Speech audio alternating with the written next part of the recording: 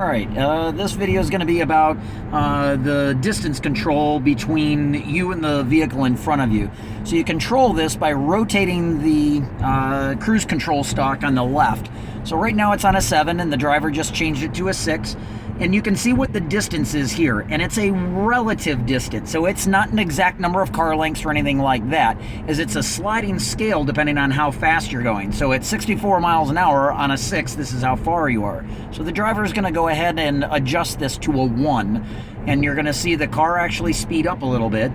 And actually, if you can move up your cruise control speed so that we actually close the distance on them.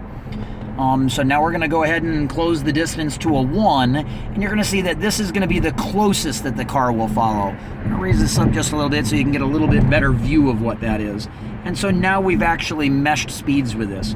What's interesting is I definitely feel this is very, very close, but when you're in rush hour traffic, most vehicles are actually a lot closer than this. So we do not recommend driving in this, but when you're in stop and go traffic, I find that it's good to manually adjust. So if you want to adjust that back out to whatever you're comfortable with, and so you're going to watch us slowly back out. It doesn't slam on the brakes or anything. It just keeps about the same speed and lets the vehicle take off from in front of us.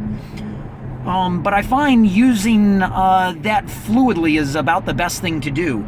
If you're just on an interstate, nothing's moving, pick your distance and leave it at that. But when you're going through traffic that's changing, so like let's say you're going through traffic right now, I leave it much further at a 6 or a 7, but as all the traffic compresses and it starts to get into not necessarily stop and go, but more rush hour traffic where everything's closer, if you're at this distance, everyone's just going to be cutting in front of you and you're just going to get farther and farther behind, and it actually becomes a problem for the overall flow of the traffic.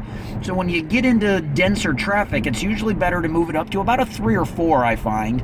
And if it gets really thick, or you're in a city like Chicago, New York, LA, where there's a lot of people cutting in and out, that's when shifting to a 1 or a 2 is good. And when you look at the cars around you, you'll find that you're actually probably still putting more distance between your car and the car in front of it than the human drivers, and the car is still able to react much faster and quicker and definitively than a human can.